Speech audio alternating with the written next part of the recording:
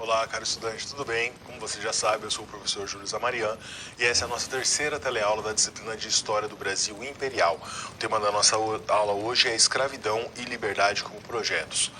Eu fiz questão de deixar uma aula inteira para a gente trabalhar especificamente com escravidão. É óbvio que durante as outras aulas a gente vai enxertar ali outros temas que são pertinentes aí ao Brasil Imperial, principalmente ao segundo reinado, Dom Pedro II, mas a escravidão, sem dúvida nenhuma, merece um destaque na nossa aula. Essa prática horrenda que marcou de uma maneira indelével a história do Brasil e compreender a escravidão no Brasil, as lutas que os escravos empreenderam para conseguir a sua situação de liberdade, como essas pessoas foram violentamente tiradas das suas terras e transformadas em escravos no Brasil. Entender todo esse processo nos ajuda a nos entendermos enquanto brasileiros também. Então eu espero que você goste bastante da aula. Vamos ao primeiro quadro. Então, contextualizando, eu fiz questão de colocar esse quadro que eu tive a oportunidade de ver pessoalmente em São Paulo. Se vocês um dia, quem é de São Paulo, quem puder viajar e conhecer o MASP, lá você vai encontrar esse quadro belíssimo, né? O Lavrador de Café, do Cândido Portinari, quadro de 1934. Esse quadro, de uma certa maneira, ele simboliza a nossa aula de hoje. Por quê? Primeiro, a imagem do lavrador de café, forte, robusto, um escravo pelo pé descalço, a gente consegue perceber, que simboliza a força de trabalho que ergueu o Brasil imperial, que foi tão importante naquele período, e como que essas pessoas ajudaram a construção do Brasil propriamente dito. É óbvio que de uma maneira horrorosa, horrenda, como eu já salientei, mas a força de trabalho do escravo construiu o nosso país. E aqui ao fundo, a gente vê as leiras da plantação de café, a enxada tão característica para a secagem do café, enfim, demonstra um pouquinho da nossa aula. Então, a gente vai trabalhar com dois temas bastante importantes. Primeiro, a escravidão no Brasil, né, a situação dos escravos, as revoltas, as lutas pelas liberdades, as lutas pela alforria e a economia do segundo reinado, que obviamente está ligada com a cafeicultura. Então, de uma maneira bem simples, esse quadro simboliza a nossa aula. Se a gente for falar temporalmente, a gente está pensando no início do segundo reinado, 1840, e o período áureo ali do reinado, que vai mais ou menos até a Guerra do Paraguai, começa em 1864. Esse intervalo aí de 20 e poucos anos seria o auge da economia o auge do segundo reinado do Brasil, com a economia prosperando bastante e com novidades de governo, né? A partir de 64,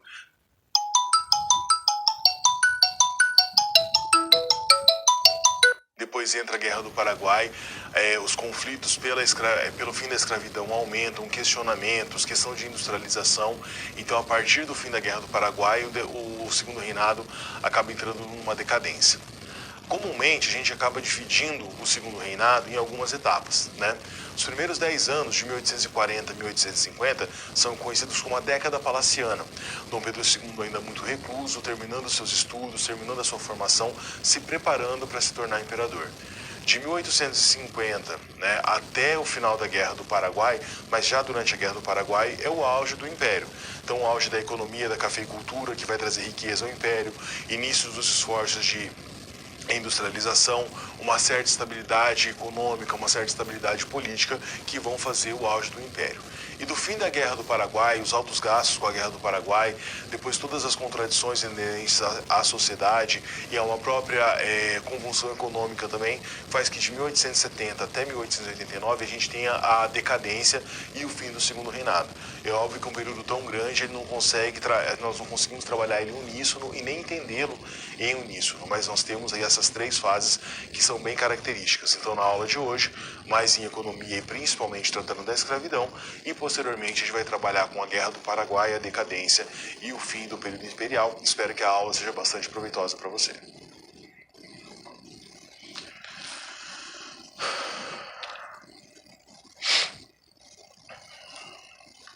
Escravidão e o tráfico negreiro, a renitência do tráfico. Quando eu coloco renitência aqui, eu estou falando principalmente nessa questão da insistência. Muitas vezes, né, cotidianamente, nós não colocamos dessa maneira, nós não entendemos dessa maneira. Nós pensamos no tráfico e na escravidão como mão de obra que ajudou a construir o Brasil, a fomentar o Brasil, e que era o braço que trabalhava naquele período. Isso é verdade. Mas você tem uma outra situação que é bastante interessante. Interessante para nós que estamos estudando, obviamente. O tráfico de escravos era extremamente lucrativo. Os grandes traficantes de escravos no Brasil eram pessoas extremamente ricas. E em dados momentos, principalmente no segundo reinado, o valor que girava em torno da escravidão era algo tão volumoso quanto, por exemplo, um grande cafeicultor de café. Então a própria compra e venda de escravos naquele período era uma fonte econômica muito grande. Então isso ajuda a explicar por que o Brasil foi um dos últimos países do mundo a acabar com a escravidão. Porque além de todos os combates, além de todas as situações, você tinha também um aspecto de dinheiro. Era lucrativo ter escravos no Brasil. Então, mais um fato que ajuda a corroborar toda essa ojeriza que a gente deve ter desse período da escravidão. Entendê-lo, estudá-lo, mas de uma maneira bem crítica. E o tráfico de escravos é extremamente lucrativo. Vamos ao quadro entender um pouco mais sobre isso. Essa citação aqui é do Luiz Felipe de Alencastro. Eu vou citar ele bastantes vezes durante a aula. É um dos historiadores mais respeitados do Brasil. Venceu um prêmio Jabuti com o livro sobre o trato dos viventes, que depois eu vou citar durante a aula. Olha o que o Alencastro está nos dizendo.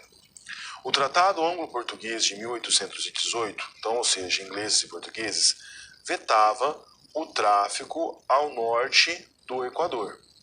Na sequência, o Tratado Anglo-Brasileiro, já como Brasil, 1826, e além de 7 de novembro de 1831, proibiu a totalidade do comércio atlântico e africano no Brasil. A Inglaterra, principalmente pós-revolução industrial, empreende uma verdadeira cruzada no sentido de combater a escravidão. Aí você deve estar pensando, professor, mas os ingleses tinham escravidão nas suas ex-colônias na África. Por que eles se converteram aí e foram contra a escravidão? Não, você não tem uma questão propriamente humanitária colocada aqui. Você tinha um viés humanitário, mas o principal objetivo dos ingleses era uma questão comercial. Eles percebiam que esse fluxo de dinheiro que girava entre Europa e América e que era colocado para a escravidão poderia ser realocado para a industrialização, para o comércio, para a exportação dos seus produtos. Então essa questão dos ingleses não tem só a ver com a questão humanitária, tem também, mas é principalmente por conta dessa questão de dinheiro, né? O dinheiro empreendido pelo tráfico de escravos poderia muito bem ter outro uso, ter uma outra rota se atendesse aos ditames comerciais já desse novo capitalismo pós-revolução industrial que os ingleses estão comandando no mundo. Voltando ao quadro, aqui a citação do Alencastro, a continuação.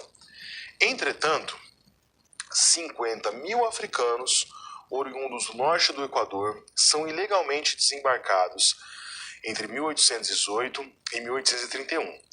710 mil indivíduos vindo de todas as partes da África são trazidos de 1835 a 1856.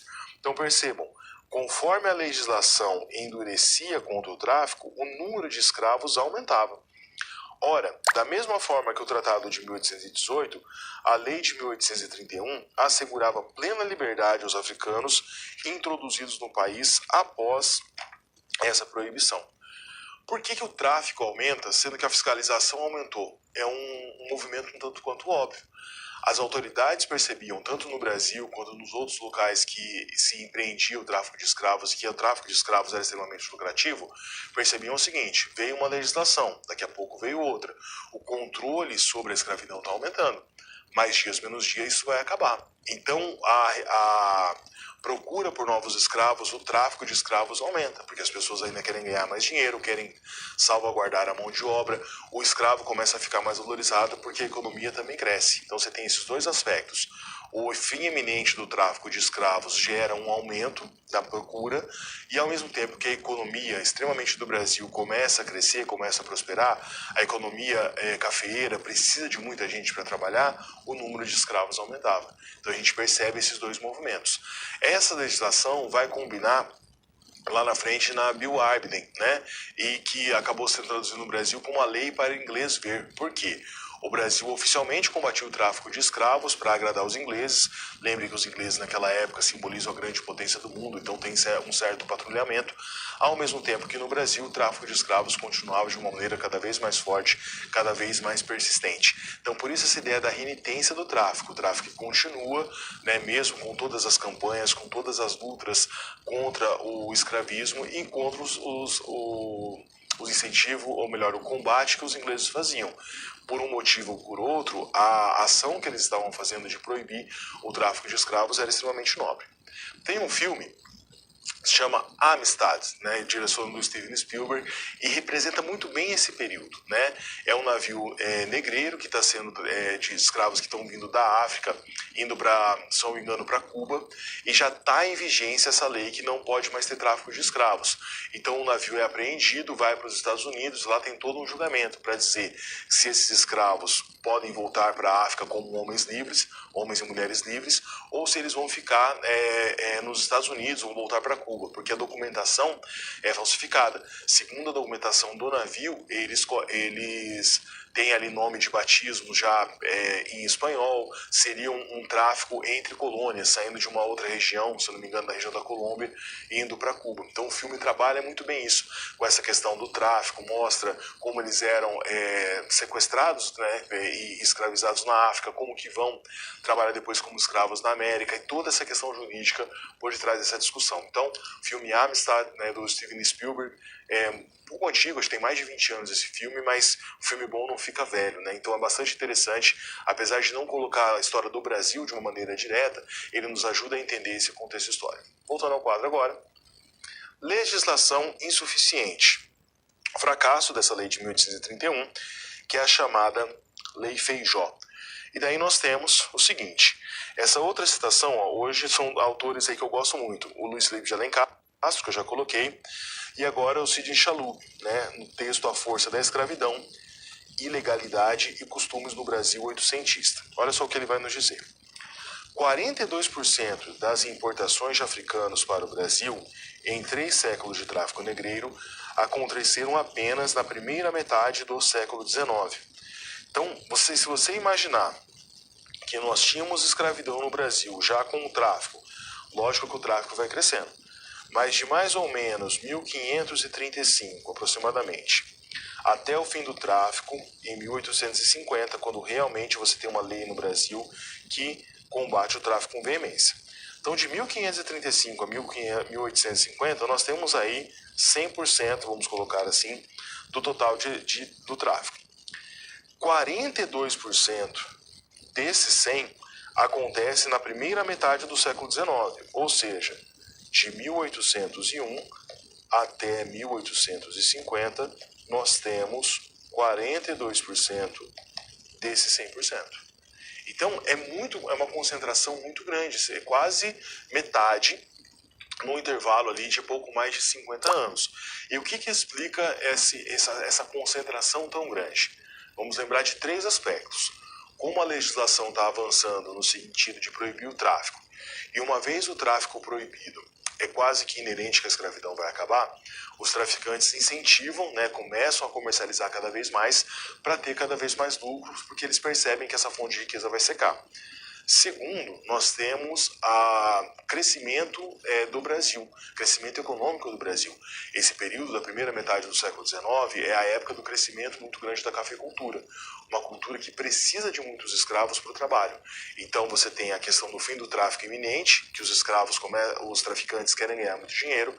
Você tem um crescimento econômico no Brasil que faz com que essa escravidão também seja necessária.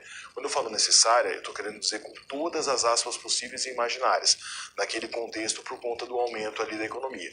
Então esses 2 fatores ajudam a explicar esse aumento tão grande do tráfico de escravos na primeira metade do século XIX e, obviamente, nos trazem um panorama bastante interessante, não só da história do Brasil, mas a história um pouco do capitalismo e da economia daquele início do século XIX.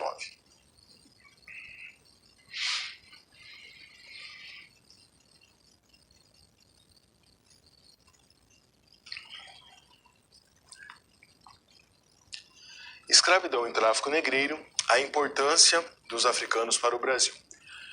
Quando a gente fala na importância da cultura africana para o Brasil, da cultura desses imigrantes forçados, muitas vezes é colocado de uma maneira um tanto quanto incipiente, né? Se coloca assim, olha, os imigrantes japoneses, franceses, poloneses, italianos e africanos tiveram uma contribuição na construção da cultura brasileira.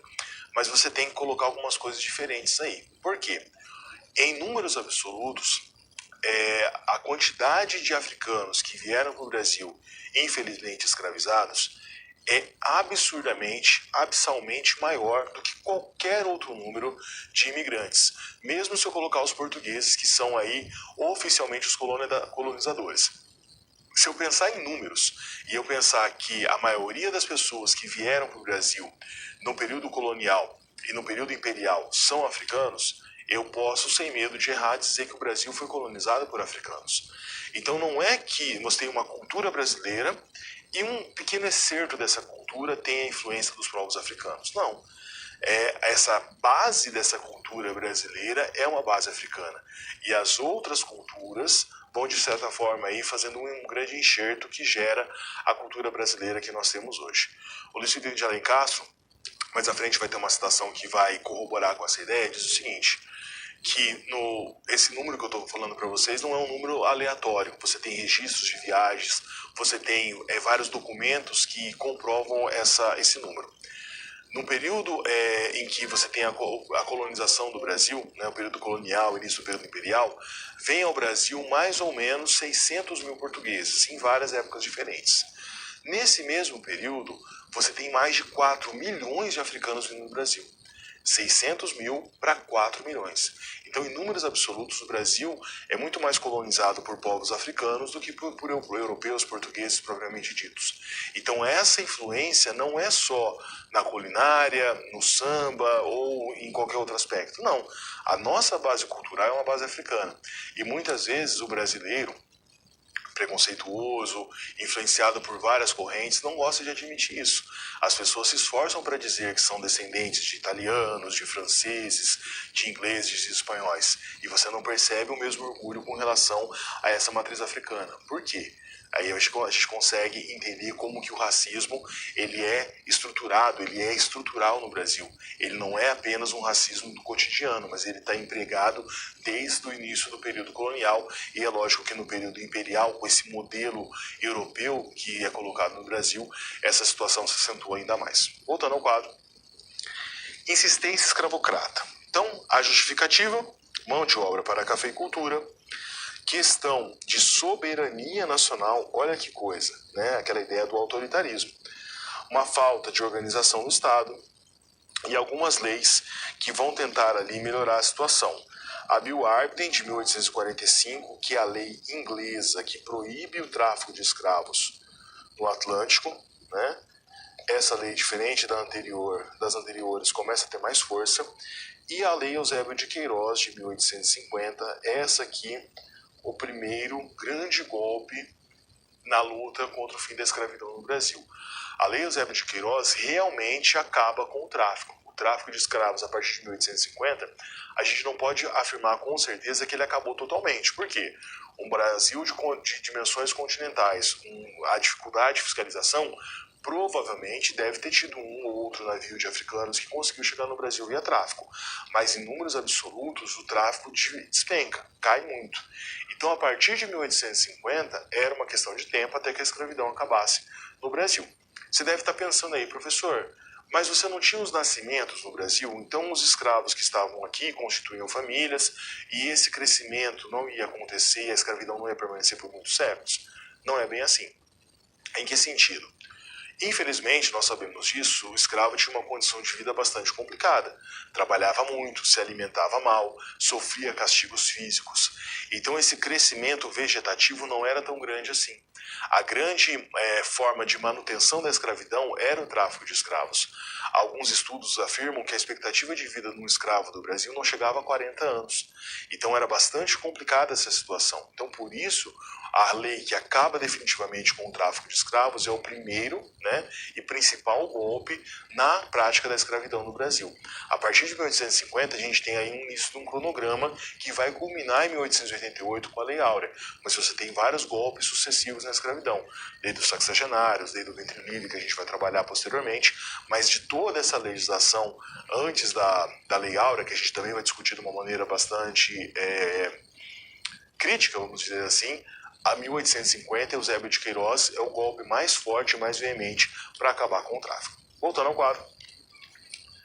Aqui uma outra citação do Enio Brito e Enio José da Costa Brito e da Brígida Malandrino no texto História e Escravidão, Cultura e Religiosidade Negra no Brasil, um levantamento bibliográfico. Esse texto é bastante interessante, esses dois autores fazem um levantamento bibliográfico de vários autores que publicaram trabalhos relativos à história da escravidão em várias épocas do Brasil. Então eu peguei um pequeno excerto, mas você tem ali uma obra bastante interessante, depois dá uma olhadinha com calma nessa citação. Eles dizem o seguinte: os negros estiveram presentes desde o início da formação social brasileira, sendo possível afirmar que suas culturas e, consequentemente, religiões contribuíram para forjar as identidades formadas no Brasil. Perceba que o texto não está colocando a identidade no singular. As identidades. Porque o Brasil é um país de dimensões continentais. Então não existe uma única identidade no Brasil. Não existe um único sentimento de identidade nacional. Existem vários. Mas que todos eles, de norte a sul do Brasil, de alguma forma foram influenciados pela presença dos africanos. Voltando ao quadro. Compreender a escravidão é, de certa maneira, uma tentativa de entendimento da cultura brasileira e das religiões presentes formadas no Brasil. Então é aquilo que a gente falou agora há pouco. Compreender a influência da cultura dos povos africanos, dos povos no plural, obviamente. No Brasil, não é entender uma parte da cultura brasileira, é entender o cerne da cultura brasileira. Porque a partir daí nós temos as formações das nossas identidades, dos nossos nacionalismos, a partir dessa cultura. Né? Então a própria modo como nós falamos, a aparência física, a musicalidade, religiosidade, tudo isso tem uma relação muito direta com as culturas africanas que estão inseridas no Brasil. Voltando ao quadro. Esse mapa é muito interessante. Ele faz aqui referência das regiões às quais nós tínhamos o tráfico e os 4 principais portos que os africanos chegavam no Brasil. Então, São Luís, hoje no Maranhão, Olinda, Salvador e Rio de Janeiro. Os 4 principais portos que recebiam escravos no Brasil. E as regiões que eles vinham. Os povos europeus, quando se referiam aos africanos, dividiam de uma maneira extremamente simplória e preconceituosa os grupos em 2. Os sudaneses, que eram os grupos que ficavam aqui mais na região central da África, né, centro mais para o norte. Sudaneses por causa da região próxima ao antigo Reino do Sudão. Então, principalmente região de Cabo Verde, São Jorge da Mina, onde os portugueses tinham um entreposto comercial gigantesco de escravos. E os escravos que vinham mais ao sul, né, da região de Moçambique, Mombaça, Benguela, Luanda, região ali central da África, onde hoje você tem a República Democrática do Congo. Então, dessas 2 regiões, desses grupos, que eram os grupos bantus e sudaneses, é que vinham os escravos que atuavam no Brasil. Então você tem uma diversidade de povos muito grandes, de várias regiões. E esses povos vão enriquecer bastante a cultura brasileira. Então aquela ideia de que você tem uma participação pequena, ela é totalmente equivocada, totalmente simplória, a gente tem que complexificar cada vez mais isso. Aliás, era costume, quando um grande fazendeiro ia fazer uma compra de escravos, dificilmente ele comprava um contingente muito grande de escravos de um único povo. Eles faziam questão de comprar 20, 30 de uma etnia, mais 20, 30 da outra, para que esses povos se desentendessem, não conversassem na mesma língua, porque isso dificultaria uma futura revolta. Então, lembre-se disso, que é muito importante valorizar essa cultura do africano, não é valorizar uma parte da nossa cultura, é valorizar a cultura brasileira em si.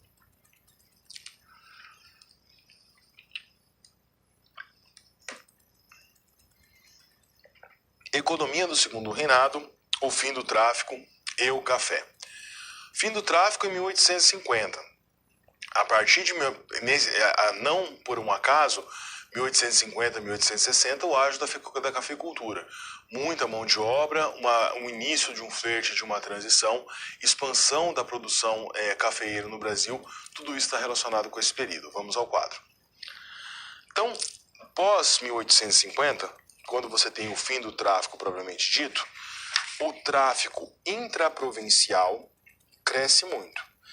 Esse tráfico intraprovincial tinha principalmente relação com a região nordeste do Brasil, né? Nordeste e também o norte da região sudeste, a região da mineração. Por quê?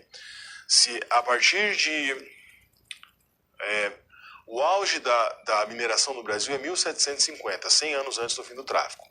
A partir do finalzinho do 18 início do 19, o número da produção aurífera no Brasil cai abruptamente. Esse declínio, o Brasil fica ali mais ou menos uns 20 anos meio que perdido com essa questão econômica. E a partir de 1830, 1840, a cafeicultura começa a ter o seu auge.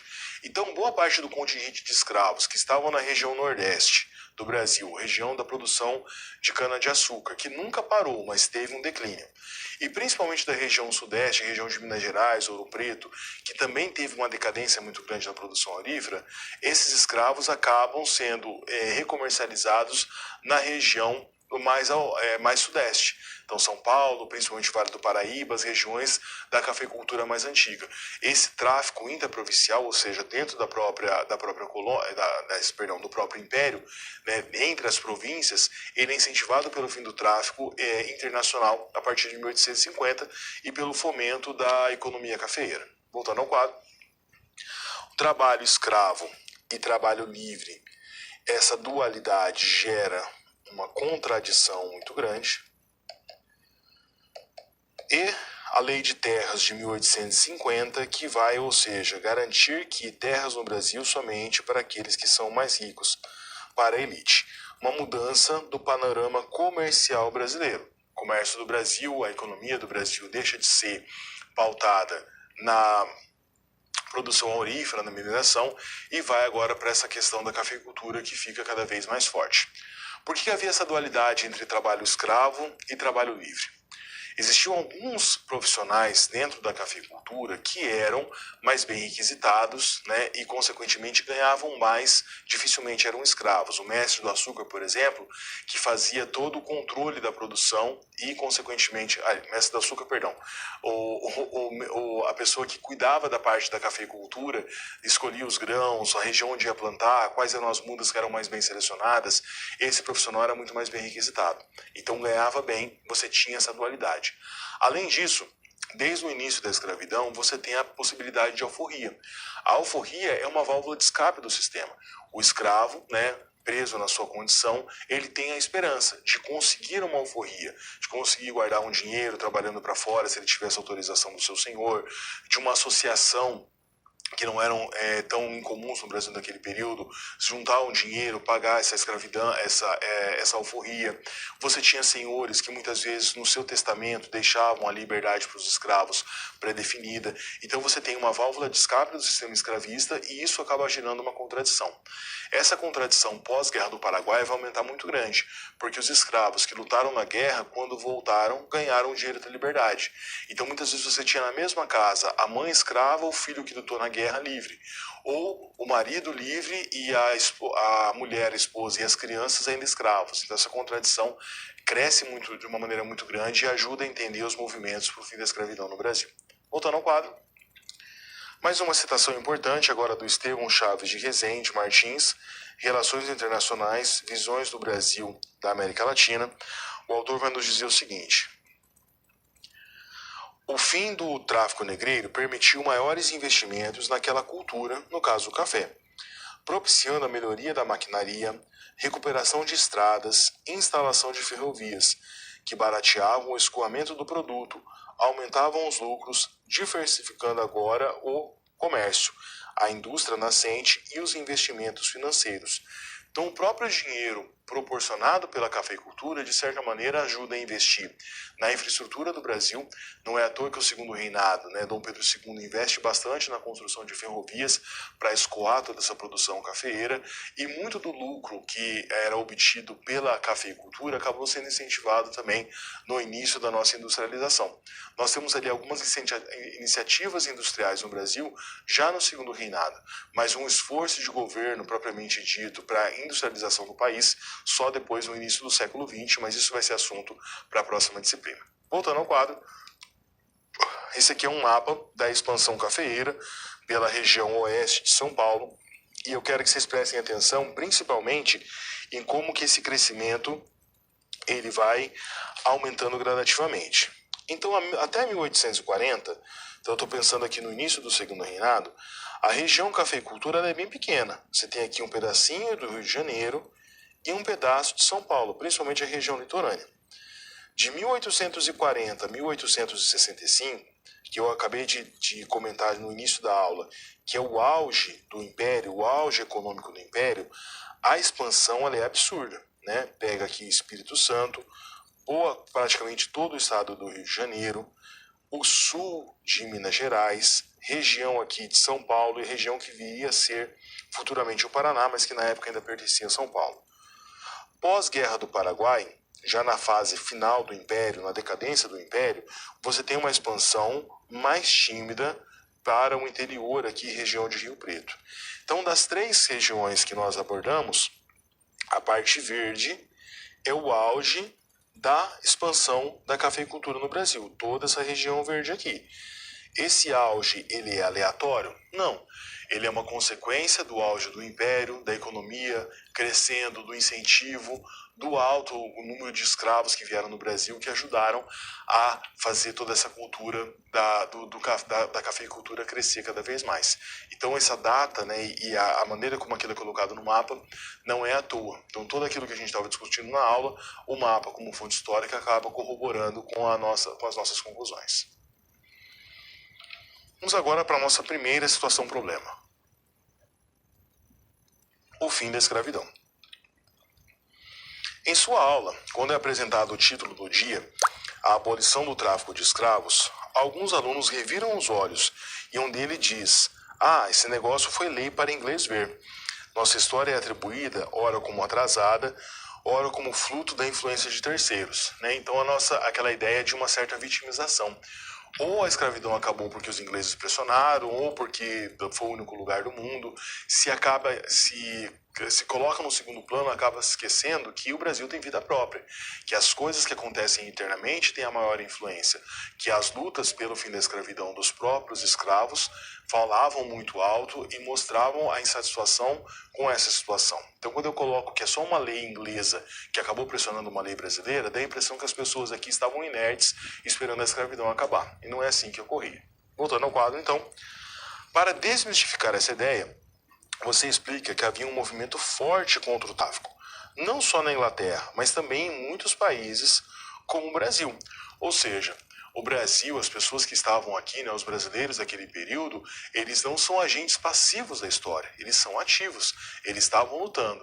É óbvio que você tem consequências internacionais, um grande país como a Inglaterra na época, uma grande potência, acaba influenciando a nossa política, mas ela não determina a nossa política tanto com relação à escravidão ou qualquer outro ditames. Uma influência não significa necessariamente uma pré-determinação. Voltando ao quadro. O Brasil foi mais um desses países a integrar a discussão sobre a emancipação e o fim do tráfico. Mais do que pressões inglesas, havia uma mudança também nos discursos sobre a escravidão. Se antes, no século XVII, no início do século XVIII, a prática da escravidão era colocada aqui quase como uma coisa normal, os discursos no Brasil e no mundo vão mudando, as pessoas vão tomando mais consciência, você tinha cada vez mais grupos que se posicionavam contra essa prática horrenda da nossa história, grupos inclusive de elites. Então você começa a ter uma discussão muito maior, o movimento abolicionista cresce, e a partir daí você tem pressões que vão, lógico, demorar cronologicamente, mais de 50 anos pelo fim do tráfico e depois pelo fim da escravidão, mas mostram que esses ventos de liberdade, de mudança, já estavam influenciando a política nacional. Vamos agora para a nossa primeira interação. A questão é a seguinte: por que temos até hoje tanta resistência à valorização da matriz africana para a nossa sociedade? Pense e reflita, eu volto em alguns instantes com a resposta.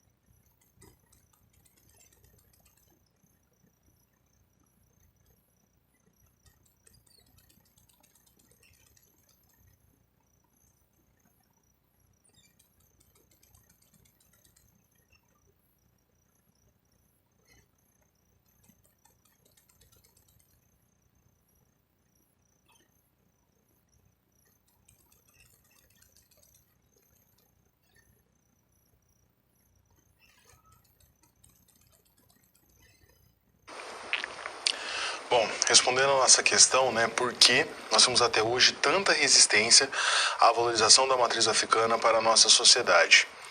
Eu queria dar uma explicação diferente da que eu sei, da que eu estudei, daquela que é muitas vezes até colocada como senso comum.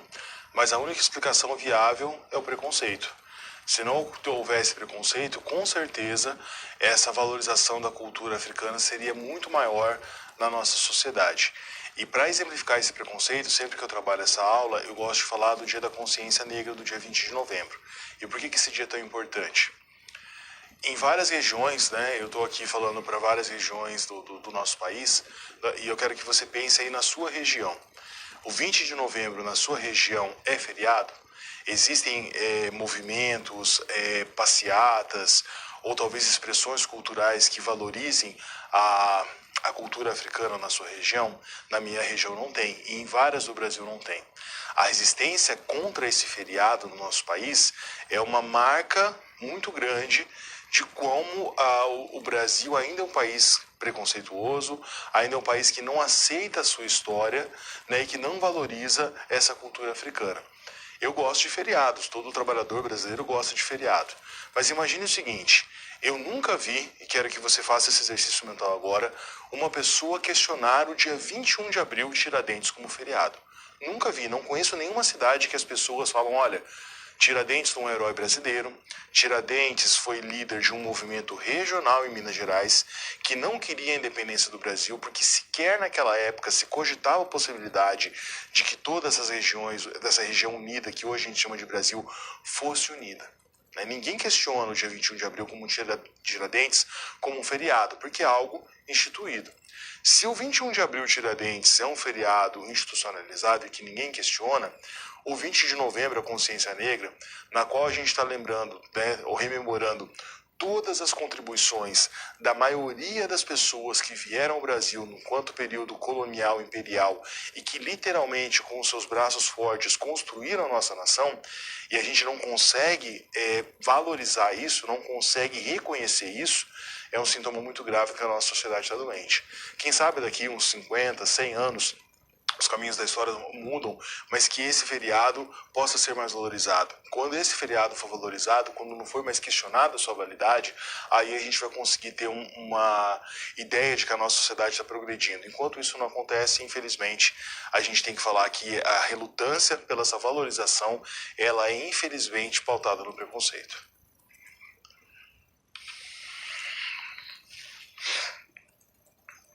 Economia no segundo reinado, o rei café. O rei café em que sentido? A economia do Brasil no segundo reinado tem um termo, café, cafeicultura.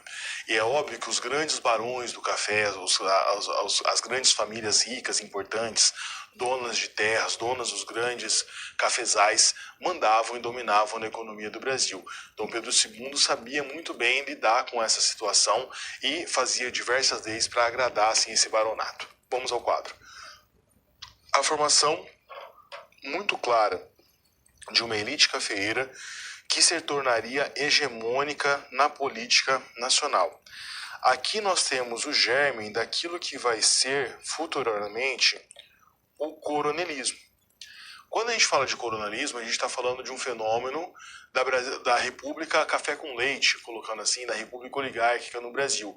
Finalzinho do 19, proclamação da República, até meados ali da Era Vargas.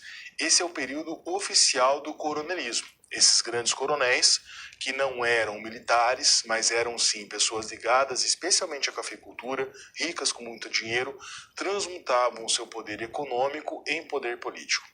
Professor, quando que o coronelismo acabou? Enquanto prática com essas determinações, ele é demarcado até a final da Era Vargas. Mas a gente pode ainda perceber, falando de continuidades e rupturas, continuidades dessa ideia coronelista até hoje. Quando um grande empresário, né, que tem interesses em algum tipo de legislação consegue influenciar uma eleição em determinada região, a gente está tendo aí uma continuidade de uma prática que era do coronelismo. E esse coronelismo, essa ideia de coronelismo nasce exatamente nessa grande elite cafeeira que simplesmente não cruza mais os braços e espera as determinações do governo, mas começa a usar esse poder econômico para influenciar a política a seu bel prazer. Voltando ao quadro.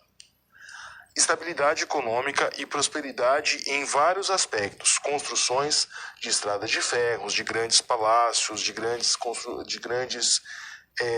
prédios públicos, enfim, a economia cafeeira faz com que a roda da economia gire muito grande. Nós temos também o início da produção gomífera, região norte do Brasil, região mais ou menos onde hoje é o Acre, né, Amazonas, a grande exploração das seringueiras e a produção gomífera.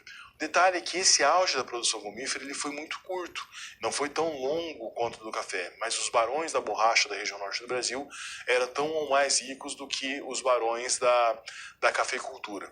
Tanto que no finalzinho do 19, segunda metade do século 19, início do 20, você tem o Brasil como grande exportador de matéria-prima para borracha, principalmente dos pneus, que afinal de contas você estava tendo início ali a revolução, parte da segunda revolução industrial, que também é a revolução do automóvel.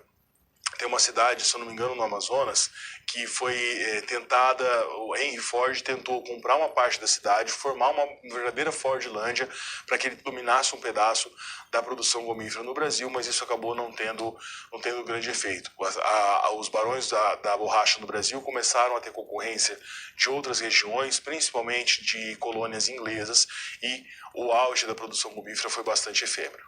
Voltando ao quadro, uma outra citação novamente do Estevão Chaves de Rezende Martins, Relações Internacionais no Brasil. Ele diz o seguinte: em agosto de 1844, o governo imperial determinou taxas que alcançavam até 60% sobre as importações, com o objetivo assim de aumentar a arrecadação fiscal. Então qualquer produto importado ao Brasil tinha que pagar um imposto de 60%. Nesse sentido, essa tarifa chamada de Alves Branco também teve um caráter protecionista, já que favorecia as nascentes empresas brasileiras, reduzindo a importação dos manufaturados. Uma prática tão comum, né, na época do mercantilismo e ainda estava colocada no Brasil naquele período, protecionismo. Vamos sobretaxar todo e qualquer produto importado para incentivar essa indústria nascente no Brasil. E quando a gente fala de indústria no Brasil, incentivo à industrialização no século XIX, não tem como não falar do Irineu Evangelista de Souza, conhecido como Barão de Mauá. Na verdade, ele morre com o título de Visconde, mas na história é conhecido como Barão de Mauá. As suas iniciativas individuais, muitas vezes a contragosto do governo, marcaram de maneira indelével a industrialização do Brasil. Vamos ao quadro. Iniciativas do Mauá. Primeiro, a iluminação pública do Rio de Janeiro, em 1854. Um cabo submarino, algo que parecia inimaginável até aquele período, esticado entre o Brasil e a Europa em 1874, indústrias de Companhia de Gás do Rio de Janeiro, o estaleiro em Niterói, entre outros, grandes ferrovias como a Rio Petrópolis, 1854, e bancos, o Banco Mauá, MacGregor e Cia, Casa Mauá e Cia e o Banco do Brasil. Não o Banco do Brasil que nós temos hoje, mas o primeiro Banco do Brasil. Várias iniciativas são importantes daquele período, tanto que dizia-se no jargão da época que o Brasil tinha um imperador e um rei, e esse rei seria o Mauá. Tanto que você tinha algumas rusgas entre o Mauá e Dom Pedro II. O governo, muitas vezes, acaba sabotando alguns dos empreendimentos do Mauá, exatamente para evitar essa concentração de riqueza na mão de uma única pessoa. Fato é que os barões do café ainda eram muito influentes no Brasil, e a ideia de que o Brasil não era um país industrial, mas seria um país celeiro do mundo, um Brasil abençoado pelas suas terras férteis, e que esse seria o caráter da nação, essa ideia era muito comprada pelo imperador Dom Pedro II e pelas pessoas que estavam ali no comando do Brasil naquele período. Então, as iniciativas do Mauá muitas vezes não foram incentivadas pelo governo, e sim combatidas para que esse viés econômico pautado na cafeicultura, pautado na agricultura permanecesse.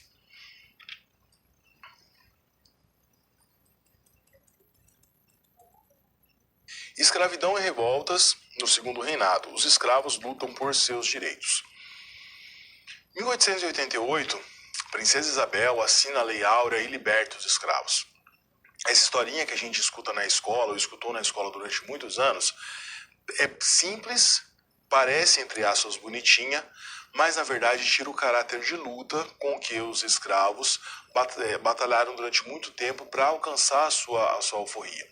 O próprio fato da Dom Pedro II estar viajando, não estar no Brasil naquele momento, e fazer com que a princesa Isabel, em exercício do poder naquele período, assinasse a Lei Áurea, nos demonstra isso. Dom Pedro II queria vincular a imagem da sua sucessora, a princesa Isabel, à ideia de libertadora dos escravos. E isso permaneceu e ainda permanece em várias regiões do Brasil. Quem libertou os escravos? A princesa Isabel. Não foram eles que se libertaram, que lutaram contra a sua situação de cativos. Então eu queria, nesse momento da aula, falar um pouco mais sobre essas lutas e como que eles se movimentaram para acabar com essa situação. Vamos ao quadro. Então, você tem várias revoltas escravas, né? Algumas extremamente violentas, casos isolados, como a revolta de Carrancas, na qual a família Junqueira, que é uma família muito influente e rica proprietária de terras, acabou sendo assassinada pelos seus escravos que lutavam pela liberdade. A revolta dos Malês, que nós já trabalhamos, 1835, que tem relação direta com os escravos que eram muçulmanos, e o medo muito grande do chamado haitianismo. Por que o medo do haitianismo? Os Estados Unidos da América conseguem a sua independência em 1776. O segundo país da América a ser independente, Haiti, 1804. Uma revolução sem precedentes. A população que era escrava no Haiti, de maioria absoluta de negros, consegue se organizar, montar uma revolução, derrubam o governo colonial, proclamam a independência e a república. A partir daí, esse nome haitianismo começa a surgir. Por quê? Medo de que essa revolta de ex-escravos que conseguiram a liberdade e proclamaram a independência e a república nos seus países se espalhasse pelo resto da América. E o Brasil, que era o maior país em território e o país que tinha o maior contingente de escravos de origem africana, esse medo do haitianismo era muito grande, pairava de uma maneira muito forte no Brasil.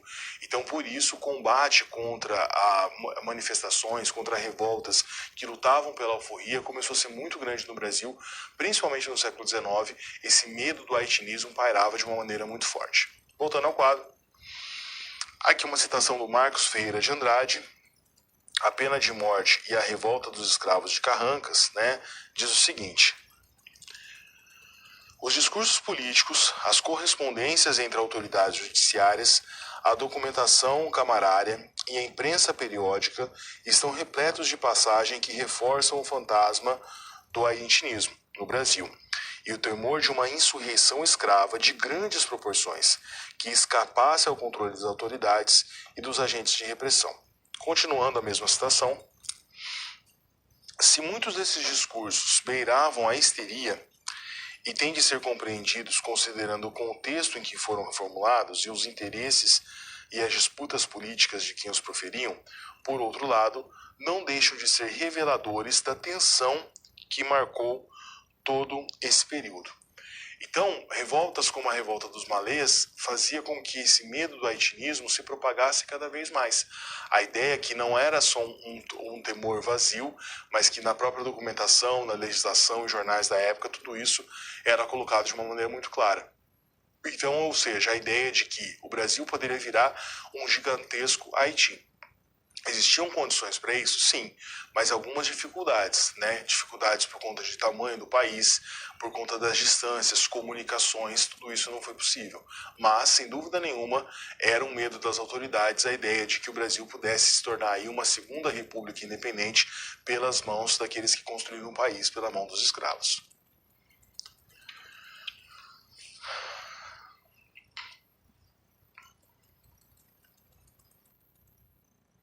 Escravidão e revoltas escravas no Segundo Reinado, as complexas relações de trabalho.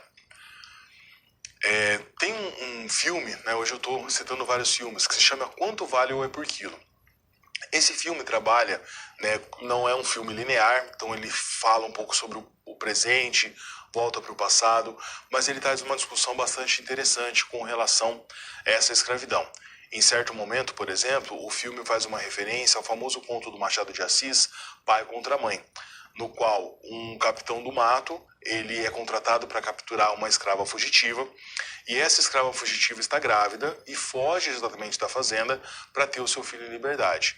E esse capitão do mato, também negro ou forriado, ele tem que capturar essa escrava porque ele precisa da recompensa para comprar medicamento para o seu filho que está no leito de morte. Então, por isso a ideia do pai contra a mãe aparecendo. O pai contra a mãe simboliza algo que era comum no Brasil naquela época, que era a contradição entre o negro que era alforriado, que muitas vezes se tornava capitão do mato e ganhava dinheiro capturando negros que estavam escravizados e eram fugitivos. E algumas confusões jurídicas que existiam no Brasil naquele período. São vários os casos em que escravos entravam na justiça e por diversas razões, diversos motivos, conseguiam a liberdade. Daqui a pouco eu vou citar um caso bastante interessante com relação a isso. Vamos ao quadro. Então, a alforria, como eu já coloquei em outro momento, é uma válvula de escape do sistema. Havia diversas formas de obtenção, né? E ela poderia, inclusive, ser revogada. Então, por exemplo, a questão da alforria era muito mais comum com escravos de cotidiano urbano. Então, imaginem uma escrava que era uma escrava doméstica. Ela trabalhava para o seu senhor, para a sua senhora e conseguia fazer o seu serviço das 8 da manhã às 4 da tarde. O período que ela tivesse de folga, muitas vezes o senhor concedia uma licença para que ela trabalhasse por conta própria. Então, muitas vezes ela trabalhava de lavadeira, trabalhava de quituteira, juntava o seu dinheirinho e conseguia comprar a sua alforria. Você tinha escravos, muitas vezes, que os seus donos, no testamento, colocavam ali que ele estava liberto. Às vezes um escravo já mais velho, que muitas vezes já não tinha tantas forças, também era liberto para o seu senhor. Quais são os casos de revogação dessa escravidão? Muitas vezes essa escravidão, essa alforria, ela não era colocada no papel. Ela era muitas vezes de boca entre o senhor e o escravo. Então há vários registros de legislação de, por exemplo, o escravo tinha ganhado a alforria do seu senhor, né? Muitas vezes só ali com um sapato colocado, mas não tinha nada colocado em documento. Quando esse senhor morria, a viúva ou os filhos entravam na justiça e conseguiam novamente o direito para reescravizar aquela pessoa que estava livre. Então a legislação brasileira já naquela época tinha várias brechas e você tem vários casos curiosos desse momento. Voltando ao quadro. Aqui uma citação da Kátia Matoso, que é uma das grandes historiadoras também, que trabalha com essa questão dos escravos, que diz o seguinte: no Família e Sociedade na Bahia do século XIX. A liberdade pela alforria é um dispositivo legal. Em geral, está concedida em documento escrito, assinado pelo senhor ou por um terceiro, a seu pedido, se ele é analfabeto. Para evitar a contestação, tornou-se hábito que o documento seja registrado no cartório em presença de testemunhas, exatamente para evitar problemas como aqueles anteriores. Processos de escravos. Muitos escravos faziam solicitações diversas, né? Por melhores condições de trabalho, diminuição dos castigos físicos, direito em folga dos dias santos, pedido para ser vendido para outro senhor. Existem relatos, por exemplo, né, de greves. Escravos fugiam da fazenda, faziam um movimento grevista. Ah, professor, mas eles queriam o quê? Liberdade? Muitas vezes nem era liberdade. Muitas vezes eles pediam melhores condições de vida, pediam o direito, por exemplo, de cuidar da sua própria roça, de ter uma folga no domingo para ir à igreja. Então, num país de tamanho tão grande, as várias situações eram extremamente complexas com relação à escravidão. Voltando ao quadro. Continuação da citação da Kátia Matoso. Com muita frequência ocorre, porém, que se passem anos entre a concessão da alforria e o seu registro em cartório. Muitas delas são outorgadas por manumissões em testamentos ou até mesmo em pias batismais. Existe um caso bastante interessante que foi pesquisado por uma historiadora paranaense, né? Eu vou colocar aqui depois a referência para vocês pesquisarem. O caso é o caso da escrava chamada Liberata. E a historiadora que... Deixa eu escrever uma letra mais bonitinha aqui. E a historiadora que descobriu essa história e trouxe ela de novo à baia é a Keila Grimber. Se você colocar aí no Google, depois para você pesquisar no Cielo, a tese da Keila Greenberg da escrava liberata, você vai achar. Então eu vou tentar dar uma resumida na história, lógico, o texto dela é uma tese de doutorado, mas a gente tem uma noção do que aconteceu. A liberata era uma escrava que foi vendida para um senhor que era extremamente violento com ela. Então ela apanhava, batia, sofria muito. E Liberata foi estuprada pelo seu senhor, teve filhos com eles. E por conta dessa situação, ela entrou na justiça, né, dizendo que ela, além de escrava, ela também tinha relações ali matrimoniais, né, tinha filhos com o seu senhor, e pedindo o direito à liberdade. E ela deu sorte do caso dela cair na mão de um juiz que provavelmente era abolicionista, e ele concede a liberdade a ela. Então, por que eu estou dando esse exemplo? Para você perceber o quão complexa era essa sociedade. Era uma sociedade que oficialmente era escravista, mas que existia inúmeras possibilidades de alforrias. Uma justiça que permitia que escravos, muitas vezes sofrendo condições terríveis, né, pudessem entrar na justiça contra os seus senhores e muitas vezes conseguindo até mesmo o direito à liberdade. Então essa sociedade complexa, esses vários casos, esses vários registros históricos nos ajudam a entender o quão complexa era a sociedade. Prova que os escravos não estavam esperando a princesa Isabel assinar a Lei Áurea, muito pelo contrário, iam à luta, lutavam pela sua escravidão, mas que num país de tamanho tão grande, com tantas contradições, a luta pela alforria, a luta pela liberdade, muitas vezes era mais individual. O Brasil, infelizmente, nunca conseguiu fazer um movimento de vulto tão grande, pautado lá no haitianismo, para acelerar o fim da escravidão. Mas isso de maneira nenhuma significa que os escravos não lutaram da maneira que eles podiam, com todas as forças que eles tinham, para acabar da maneira mais rápida possível com a escravidão.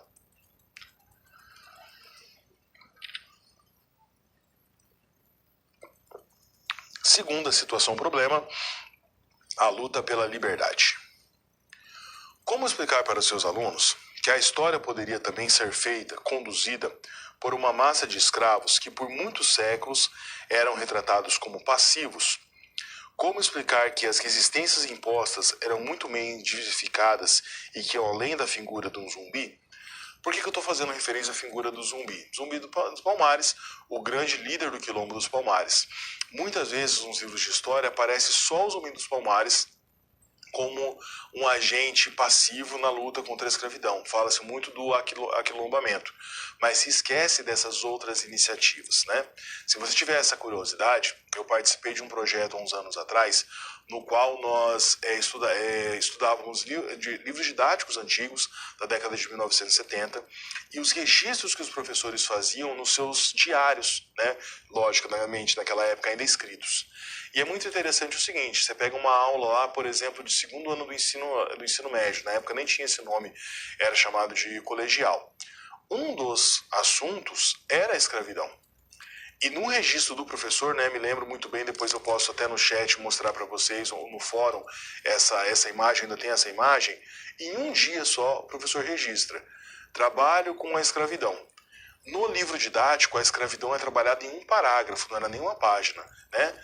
E de maneira mais simples, no período colonial, os escravos vieram ao Brasil e a princesa Isabel, em 3 de maio de 1888, acabou com a escravidão, fim da Lei Áurea. Então, essa maneira muito simplória com que foi trabalhado esse tema tão importante,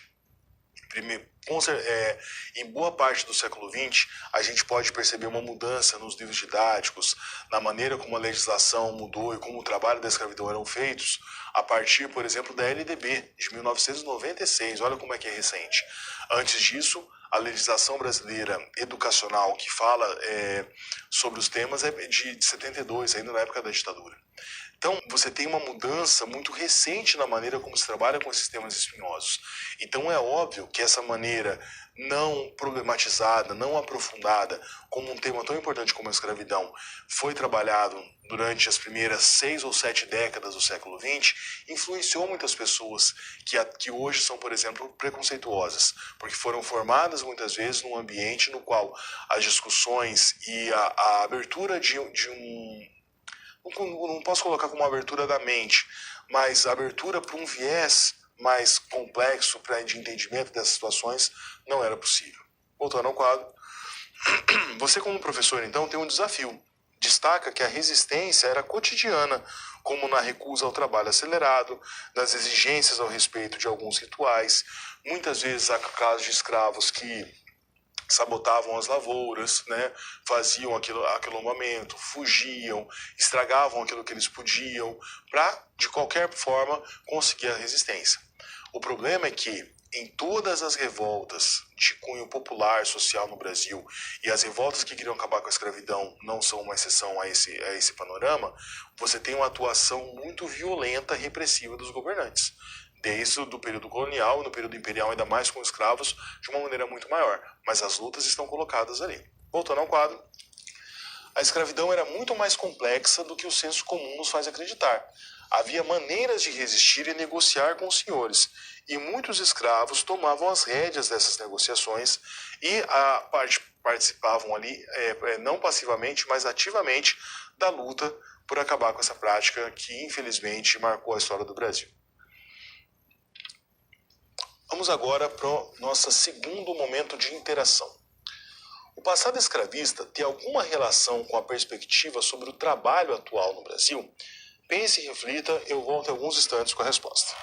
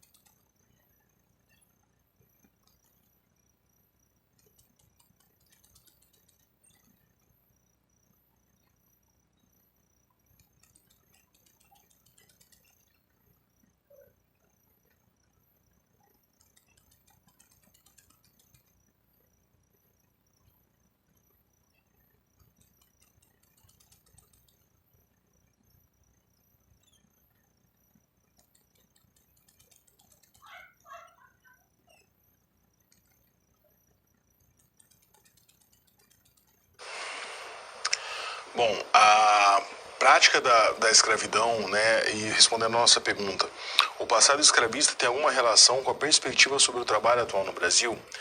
Tem, de várias formas, né? Então vamos pensar o seguinte: o Brasil ainda tem inúmeros casos de trabalhos análogos à condição de escravidão, né? Muitos desses trabalhos estão em relação a imigrantes, né? Em fábricas de costura. Você tem muitas pessoas, muitas vezes, que trabalham em carvoarias, extração de madeira, trabalhos domésticos, né? De vira e mexe a gente vê alguma notícia de uma pessoa que trabalhou 30, 40 anos como uma empregada doméstica numa casa em condições análogas à escravidão. Por que tem essa terminologia, condição análoga de escravidão? Porque a escravidão não existe mais oficialmente. Então, muitas vezes a pessoa trabalha em condição análoga. Essa escravidão moderna, muitas vezes, ela não é pela falta de um pagamento. Às vezes a pessoa recebe, mas menos do que um salário mínimo, ela trabalha muitas horas, ela tem apreensão de documentos. Então essas práticas mostram uma certa renitência nessa condição. Além disso, a maneira como as relações entre patrão e empregado são colocadas no Brasil. O patrão muitas vezes trata o empregado de uma maneira ríspida, gritando, ofendendo. A ideia de que o empregado num prédio chique, por exemplo, entra pelas portas dos fundos, que existe o elevador de serviço. Todas essas características que muitas vezes para nós são comuns em países que tiveram uma relação de trabalho não escravocrata não existem. Né? A ideia de que o patrão está em cima, o empregado está embaixo. O empregado deve obediência, deve um respeito sem nenhum tipo de questionamento e que esse patrão é um chefe, quase um dono. Então, de várias maneiras, as relações de trabalho atuais do nosso país, infelizmente, tem essa influência, esse legado do período escravocrata. Recapitulando, então, na primeira parte da nossa aula, nós falamos sobre a economia imperial e, obviamente, quando falamos de economia imperial, nós temos que ressaltar a cafeicultura, o rei café, a expansão que a cultura do café trouxe para o território brasileiro. Nós falamos também sobre a economia gomífera, que foi um período curto de tempo, mas bastante importante na região norte do Brasil. E nós temos que falar também sobre o tráfico.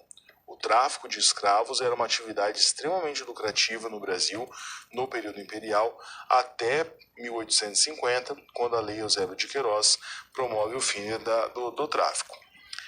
Falando de tráfico, não só do aspecto econômico, mas a importância para os escravos.